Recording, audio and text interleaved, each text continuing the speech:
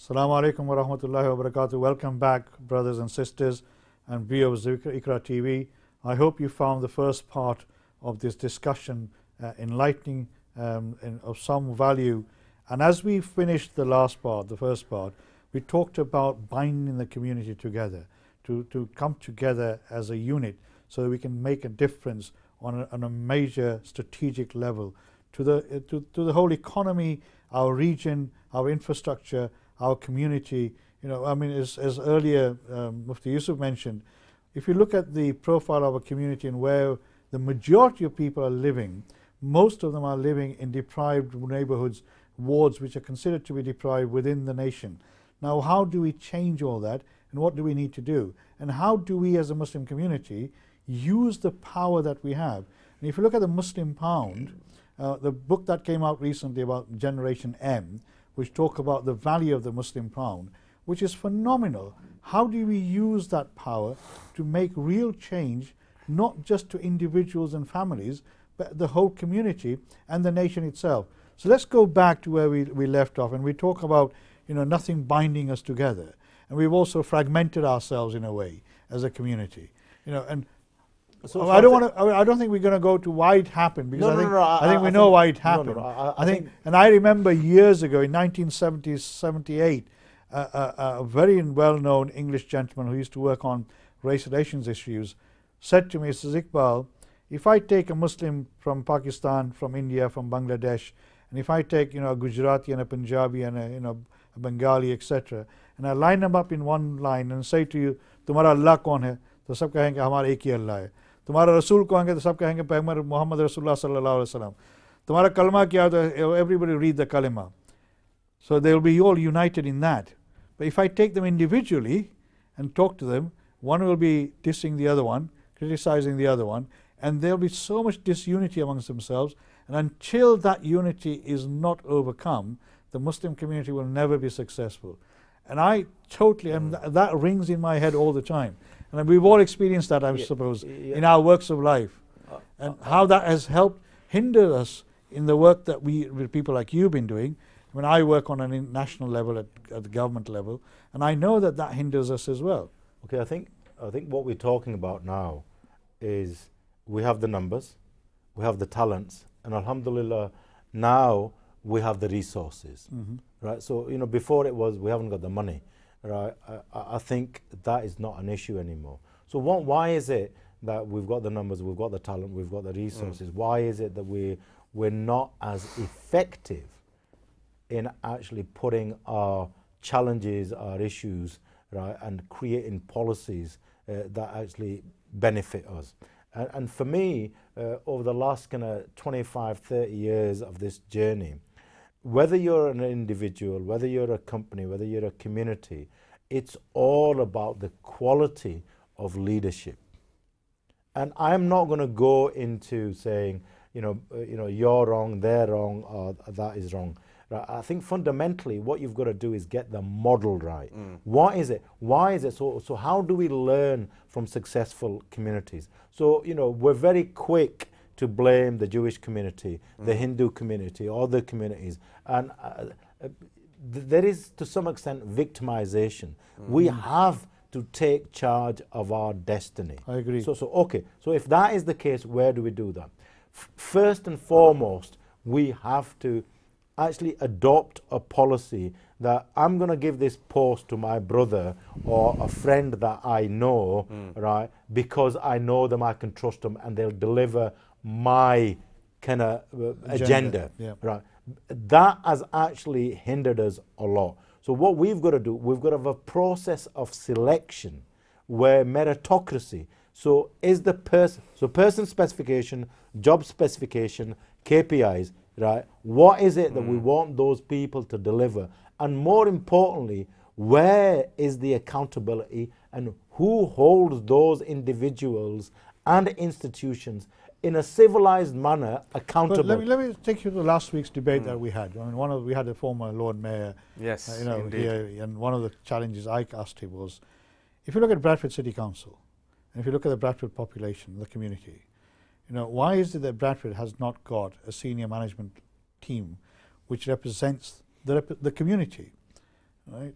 In the council so, itself, yeah. Yeah, in the council itself. I mean, you know, I gave the example in a neighbouring authority which had 1.2% of BME, African, Caribbean, Asian community, had out of 13 chief and deputy chief officers, they had 3 BME people. So when you have Bradford, so where do you see the failure at, you know, in the political structure, for example? I mean, you're the only one I know who sits on the Bradford sort of produce and the producer board, the city board. Yeah. You know, why is it that people like you, and there are other people who got talents as well, maybe not as great as yours, but they have some talents and some skills. Why are they not being brought into these institutions? Okay, I think the first principle of being successful is that nobody's going to give you anything on a plate. True. Right? If you believe that somebody on a shiny horse, right, whether it's Imran Khan, Nawaz Sharif, or Mr. Modi, is going to come on a chariot, on a white horse with a lance and solve all your problems, well, you know, you can live in Mickey Mouse land all your life, and that's not going to happen, right? And I think we need to get out of that mindset, right? So what we need to first and foremost, when I was saying to you earlier on, who, first of all, where is the leadership? So where is the strategic leadership? Where is the Council of Asian Muslims in Yorkshire? So we have great institutions in Dewsbury. We have great institutions in Bradford, whether they're religious, whether they're civic. Are they talking to each other? I'm afraid they're talking to each other, like you said, you know, when they're in front of the camera. The minute they go behind the scene, right, there is no cross talking. There is no, so where are we currently? So where is the think tank, right, which brings the Gujarati Muslimans, the Punjabi Muslimans, the Bengali Muslimans, whoever, together and says, yes, we might be culturally different, we might come from a different region, but as Muslims, we have common. So what are common challenges? Where's the SWOT analysis that we've done for our community? What is the challenges now? What are they going to be in 10 years? And what are they going to... So there is no long-term planning. So let me finish that. So in terms of spotting, so once you know, once you've mapped out where you want to be in terms of political power, in terms of economic power, in terms of influencing, in terms of global connectivity, then you know what your KPIs are, key performance indicators, where do you want to be. Then what you need to do is select the people who actually are going to be able to do that. To deliver it. But the key question comes here, who's going to select them? Right? Who's going to bell the cat? Right? So currently we do not have a top layer of leadership which is benevolent, which looks not just to the family but looks at the community, not just the Muslim community, but the community, society, because we are now part of a wider community. For God's sake, we're in the 4th generation now. Right? My grandkids are born here. Yes, they know the Pakistani heritage, but are they likely to go back? They're not. So how do I actually make them realize what their identity is? So who teaches identity? Do the madrasas teach identity?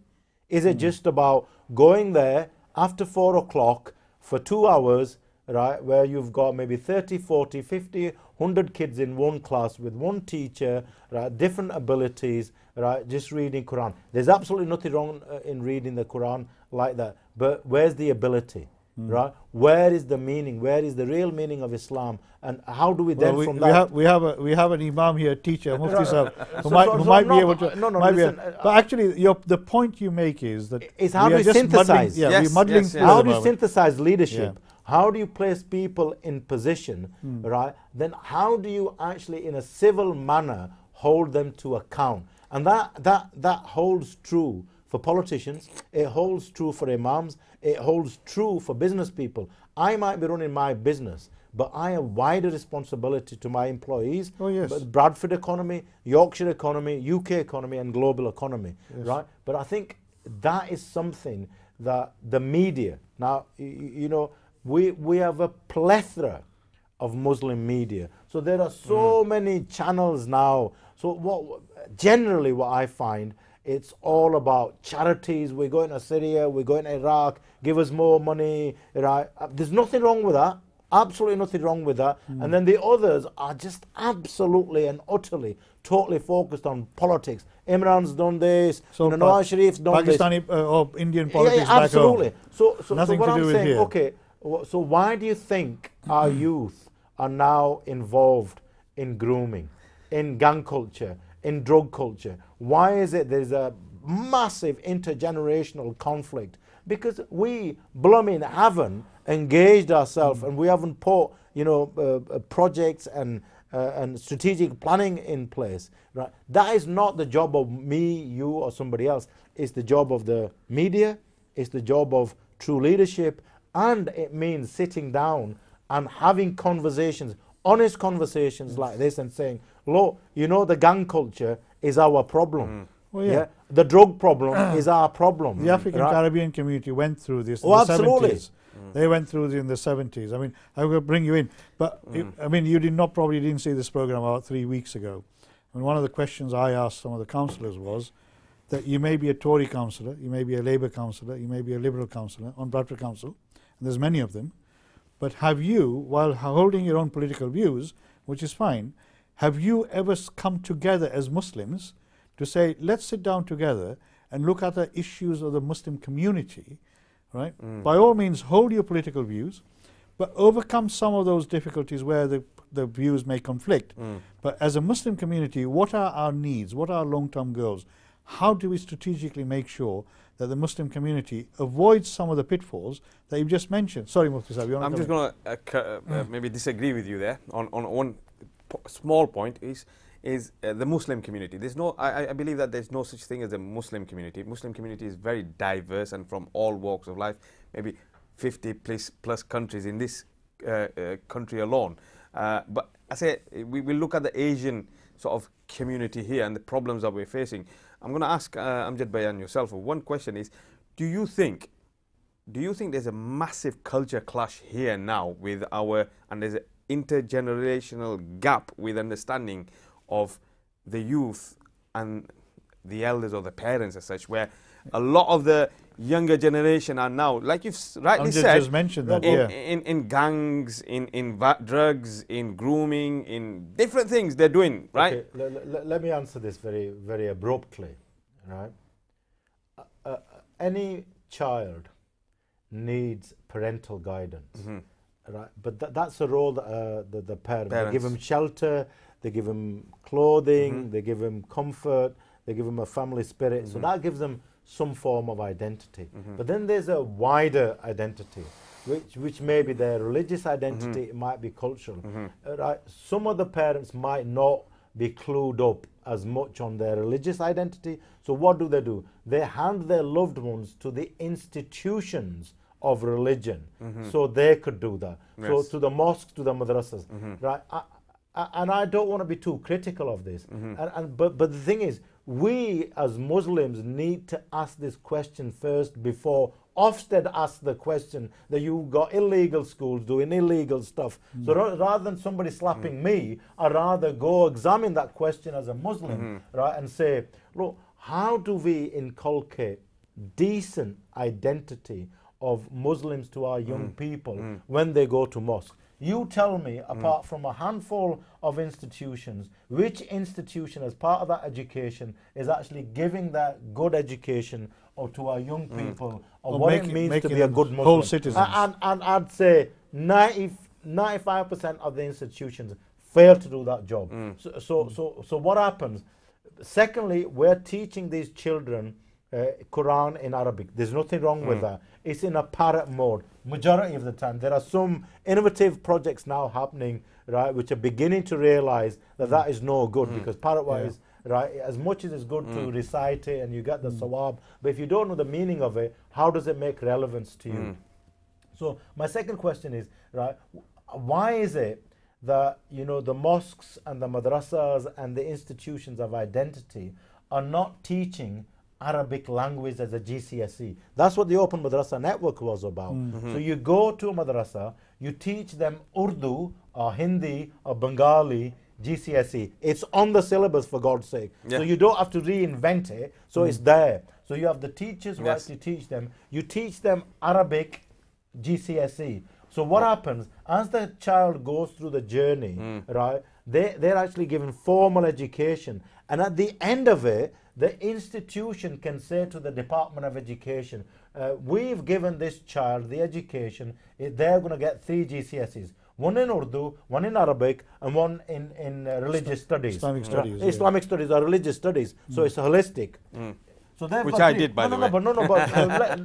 So that let me take this through. Yeah. Let me take this through. Yeah. So all of a sudden, the Muslim institutions have contributed to uplifting the educational attainment. Yes. They've only got to get 2 more GCSEs at school to get the 5 to get their A levels and get into university. Yeah. Yeah. So we've then actually contributed. So what have we done then? Right. So where are the emerging markets? In Middle East, in India, in Pakistan, where they speak Right. what?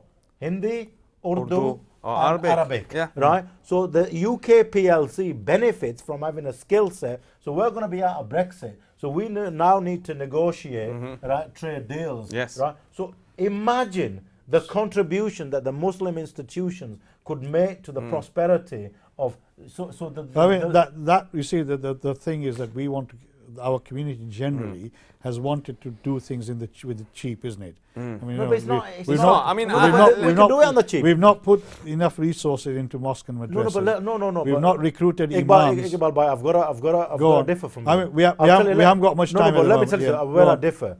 Right, our mosques, right, raise enough funds. I know in the current accounts, in the deposit accounts, there are hundreds and thousands, if not millions of pounds that are sat there. There is no strategic plan to develop that totally and agree. actually spend that on our community. You know, it's very sexy, right, to say we've gone to Pakistan, take a photograph, we've spent this here, spent that here. Right. Again, I'm not saying we shouldn't be doing it. Right. Just go on Little Orton Lane. Right. Just go on Oak Lane. Just go on Manchester Road. Go to the back streets. Right. If you come out at night, right, and what's happening during the night. Yeah. Right. I'm going to have to. I totally agree with you, and I think you could carry on with this discussion debate for another 2 hours as well, because I think we're reaching that point where we're now looking for the solutions, the options that we have available. Unfortunately, we're running out of time. But I agree that mosque and madrasas can play a very important role. Hitherto, they've not done it. I mean, you've got some good examples. I mean, Qazi Hassan Raza Sahab, Mufti Sahab, I saw his madrasa the other day on Beckside Lane. Phenomenal work that they're doing. The Faith Associates, Imam Line, Madani Mosque, there are some really good examples. And that's something that we need.